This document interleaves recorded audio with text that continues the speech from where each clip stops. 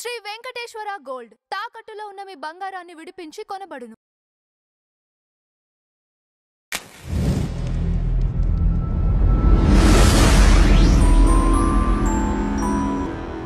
హిందువులకి సమాన విద్యా హక్కులు ఉన్నాయా? ఇది అధికరణం 29 అంటే ఆర్టికల్ 29. ఇదేం చెప్తుంటే protection of interest of minorities. మీరు చూడండి heading, only interest of minorities, there is no word about Hindus. ఆ తర్వాత రెండోది విచిత్రం ఏంటంటే హిందువులు మైనారిటీ అయినా కానీ ఇది వర్తించదు. మళ్ళీ సపోజ్ ఏదన్నా రాష్ట్రంలో కానీ ప్రాంతంలో కానీ హిందువులు మైనారిటీ లేరనుకోండి, ఈ ఆర్టికల్ మళ్ళీ వర్తింపజేయరు. ఇది దీనివల్ల ఏంటి, ఇప్పుడు ప్రభుత్వానికి మతమే లేనప్పుడు ఒక దంపతులకి పిల్లలు లేరు, కానీ వీడు నా పెద్దవాడు వీడు నా చిన్నవాడు ఎలా చెప్తారు? పిల్లలు ఉంటేనే కదా పెద్దవాడు చిన్నవాడు అనేది. అసలు ప్రభుత్వానికి మతమే లేనప్పుడు ఇది అధిక సంఖ్యాక మతం, ఇది అల్పసంఖ్యాక మతం అనేది ఇది చాలా విచిత్రం. ప్రపంచ రాజ్యాంగాలలో ఎక్కడా కూడా ఇది లేదు. మీరు అమెరికా పోండి, యూకే పోండి, ఫ్రాన్స్ పోండి, ఏ డెమోక్రసీలో ఏ ప్రజాస్వామ్య వ్యవస్థలో కూడా మీరు మైనారిటీ మెజారిటీ అనే సిస్టమే ఉండదు. It's a peculiar of India. అది ఎక్కడ ఉంటుందంటే, ఒకవేళ ఒక దేశంలో అధికారిక మతం ఒకటి ఉందనుకోండి, మిగిలినవి మైనారిటీ అని వాళ్ళు వర్గీకరిస్తారు. ఇప్పుడు శ్రీలంకలో బుద్ధిజం ఈజ్ ద మెజారిటీ, మిగిలిన రిలీజియన్స్ మైనారిటీ. కానీ ఇండియాలో అసలు అధికారికంగా అఫీషియల్ రిలీజియన్ లేనప్పుడు how can you say that no there are this is majority and that is minority? ఆ తర్వాత ఈ సెక్యులరిజాన్ని మనకు ప్రస్తుతం కనిపించేది ఆ గ్రాఫిక్లో. సెక్యులరిజం అనేది ఒకవైపు ప్రభుత్వం, ఇంకోవైపు మైనారిటీలు కలిపి అది హిందువుల మీద రుద్ది ఆ భారాన్ని అంతా హిందువులే మోయాల్సి వస్తుంది. అది దాని సారాంశం. తర్వాత ఆర్టికల్ 28, ఇది విద్యా సంస్థల్లో మతబోధ చేయరాదు అని చెప్తుంది. అంటే this is called negative right. Negative right అంటే ఇప్పుడు మన ఫండమెంటల్ రైట్స్ గురించి మాట్లాడినప్పుడు పాజిటివ్ రైట్ అంటే అది నాకు హక్కు ఉంది, నెగిటివ్ రైట్ అంటే ప్రభుత్వానికి వ్యతిరేకంగా, అంటే ప్రభుత్వం ఇది చేయరాదు అని. అయితే ఇది బాగానే ఉంది. ప్రభుత్వ విద్యా సంస్థల్లో కానీ ప్రభుత్వం నుంచి ఏదన్నా ఇది గ్రాంట్స్ అయితే పొందిన విద్యా సంస్థల్లో ఇది చేయరాదని ఉంది. అంటే ఏంటి, మత బోధ విద్యా వ్యవస్థలో ఉండకూడదు అని, ఇది పబ్లిక్ ఎడ్యుకేషన్ సిస్టంలో.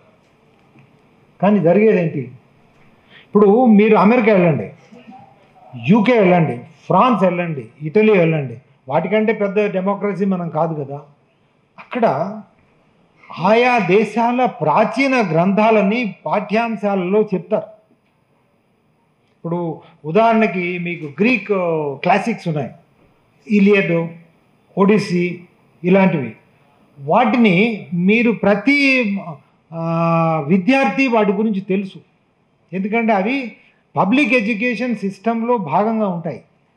కానీ మన దేశంలో ఆ ఆర్టికల్ 28ని వాడుకొని ఎలాంటి మన ప్రాచీన సాహిత్యాన్ని ఇక్కడ చెప్పడానికి వీల్లేదు. ఇప్పుడు ఉదాహరణ మీరు చూస్తే ప్రపంచంలోనే అన్నిటికంటే పురాతనమైన గ్రంథం ఋగ్వేదం. అంతకుముందు ఉండొచ్చేమో, కానీ మనకి ప్రస్తుతానికి అవైలబుల్ ఉన్నది ఋగ్వేదం. ది లాంగెస్ట్ పోయం, అన్నిటికంటే పెద్ద కావ్యం మహాభారతం. ఆ తర్వాత మన హైందవ నాగరికతలో ఎంతో వాంగ్మయం ఉంది, ప్రతి సబ్జెక్ట్ మీద ఉంది, పాలిటిక్స్ మీద ఉంది, ఆర్ట్స్, కల్చర్, లిటరేచర్, లింగ్విస్టిక్స్. మీరు పాణిని అష్టాధ్యాయి, ఈనాడు పాణిని ఇంతవరకు కూడా Panini Ashtadhyayi, the current linguistics has not surpassed Panini's Ashtadhyayi. That was the highest development we have. కానీ వీటన్నిటినీ మత గ్రంథాలు అని చిత్రీకరించి మన ప్రజా విద్యా వ్యవస్థ నుంచి దూరం చేసి అది హిందువులకి కానీ అది దూరం చేసేది. తద్వారా ఏమవుతుంది, మీరు అక్కడ పక్కన బొమ్మను చూడండి, అది తిరువల్లువారు. తిరువల్లువారు అంటే తిరు అంటే శ్రీ, వల్లు అంటే ఆయన పేరు, వారు అంటే మనం గారు అని, తిరువల్లువారు. ఒకప్పుడు తిరువల్లువారు బొమ్మ తమిళనాడులో ఇటువైపు ఉంది చూసారా, నామాలు, బొట్టు, జంధ్యం, కాషాయ వస్త్రాలు ఉండేది. మీరు ఈరోజు తమిళనాడు వెళ్ళి చూస్తే అదొక క్రిస్టియన్ సెయింట్ లాగా ఉంటుంది పక్కన. అంటే దిస్ ఈజ్ కాల్డ్ అహిందూకరణం, డీహిందూయిజేషన్ ఆఫ్ సొసైటీ. మన ఇంత విజ్ఞాన సంపద, వాంగ్మయం, మన నాలెడ్జ్ మొత్తం everything is banished by article 28 from public education. అందుకోసమే మనము ఒక హిందూ పిల్లవాడిని మనం ప్రభుత్వ బడికి పంపిస్తే 18వ సంవత్సరం నిండే వరకు ఒక అహిందూ అయిపోయి బయటకు వస్తున్నాడు. అంటే హిందూ కానివాడిలాగా బయటకు వస్తున్నాడు, ఆ నామమాత్రం హిందువుగా బయటకు వస్తున్నాడు. ఇది ఎక్కడ ఏ చరిత్రలో, ఏ దేశంలో, ఏ నాగరికతలో కూడా జరగని హాని మనకు జరుగుతుంది. తర్వాత ఆర్టికల్ 30, ఇది లాస్ట్. విద్యా సంస్థలని స్థాపించడానికి ఇది కేవలం మైనారిటీలకు మాత్రమే ఇది అధికారాలు, ప్రాథమిక హక్కులు ఇవ్వబడ్డాయి. చూడండి అక్కడ right of minorities to establish and administer educational institutions. So మీరు ఈ ఆర్టికల్ 28, 29, 30 చూస్తే హిందువులకు ప్రాథమిక విద్య గురించిన ప్రాథమిక హక్కు లేదు. విచిత్రం ఇది. మనకి హక్కు లేదు, మనకి ప్రాథమిక హక్కు లేదు. కానీ మీరు అనొచ్చు, మరి ఇన్ని విద్యా సంస్థలు ఏ విధంగా నడుపుతున్నాయండి? మనం నడుపుతున్నాం కదా. హక్కులు 2 రకాలు. ఒకటి ప్రాథమిక హక్కులు, రెండోది పౌర హక్కులు. That is fundamental rights, other is civil rights. ఇప్పుడు ప్రాపర్టీ మీరు చూడండి, మన రాజ్యాంగం వచ్చినప్పుడు property was a fundamental right, కానీ ఆ తర్వాత దాన్ని సవరించి దాన్ని సివిల్ రైట్ చేశారు. సో ఈరోజు నాకు ఏదైనా ఇల్లు ఉందనుకోండి, ప్రజా అవసరాల కోసం నా భూమిని, నా ఇల్లుని తీసుకోవచ్చు. కానీ ప్రాథమిక హక్కులు ఏది ఉన్నాయో ప్రభుత్వం తీసుకోవడానికి వీల్లేదు. సో అయితే హిందువులకి ఉన్నది కేవలం పౌర హక్కు మాత్రమే. నేను అందుకోసం చెప్పాను, హిందువులు రాజ్యాంగాన్ని గురించి అవగాహన చేసుకోవాలి అని, చదవాలి అని. హిందువులకి విద్యా విషయంలో ప్రాథమిక హక్కు లేదు. అది కేవలం మైనారిటీలు అంటే క్రైస్తవులు, ముస్లింలకు మాత్రమే ఉంది. Article 30. Article 29 negative right, article 30 is positive right for minorities. There is no mention of Hindus anywhere. So తద్వారా ఏమవుతుందంటే ఆర్టికల్ 28 ఏం చెప్తుంది? మీరు మతపరమైన విద్య బోధన చేయకూడదని. మతం అంటే ఏంటి? మీ పుస్తకాలన్నీ మతమే.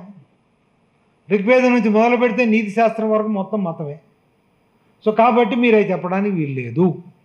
కానీ మైనారిటీలు, క్రైస్తవులు, ముస్లింలు, వాళ్ళకి ఆర్టికల్ 30లో ప్రత్యేకమైన హక్కు ఇచ్చారు కాబట్టి వాళ్ళు వాళ్ళ విద్యా సంస్థల్లో చెప్పుకోవచ్చు. మరి హిందువులు కూడా ఈ విద్యా సంస్థలు పెడుతున్నాయి కదా, చెప్పుకోవచ్చు అంటే నో. ఎందుకంటే హిందువులకి ప్రాథమిక హక్కు లేదు కాబట్టి, కేవలం పౌర హక్కు మాత్రమే ఉంది కాబట్టి మీరు ప్రభుత్వం నిర్దేశించిన పాఠ్యాంశాలను మాత్రమే బోధించాలి. ఒకవేళ మీరు అలా బోధించారంటే మీకున్న గుర్తింపు అంటే రికగ్నిషన్ ఉండదు. అంటే ఆ బోర్డు సర్టిఫికెట్లు ఉండవు. ఇది బోర్డ్ ఆఫ్ సిబిఎస్ఈ కానీ, ఐసిఎస్ఈ కానీ, లేకపోతే స్టేట్ బోర్డు కానీ ఈ మీరు సర్టిఫికేట్ ఇవ్వడానికి వీల్లేదు. తర్వాత మీకు గ్రాంట్స్ ఉండవు. ప్రభుత్వం నుంచి ఏదైతే సాయం వస్తుందో అది ఉండదు. తద్వారా ఏమవుతుంది? హిందువులు స్థాపించిన విద్యా సంస్థలు మతరహిత సెక్యులర్ విద్యా సంస్థలు అయిపోతున్నాయి. కానీ క్రైస్తవులు, ముస్లింలు స్థాపించిన విద్యా సంస్థలు మతబోధ చేస్తూ, మతపరమైనవిగా ఉంటూ, ప్రభుత్వ గుర్తింపు పొందుతూ, ప్రభుత్వ సహాయాన్ని, గ్రాంట్లు కూడా పొందుతున్నాయి. సో ఇదేంటంటే అమ్మ పెట్టదు, అడుగు తినేదు. అంటే నువ్వు చేయవు, అంటే ప్రభుత్వం చేయదు, కానీ మేము చేస్తామంటే నువ్వు చేయడానికి వీల్లేదు.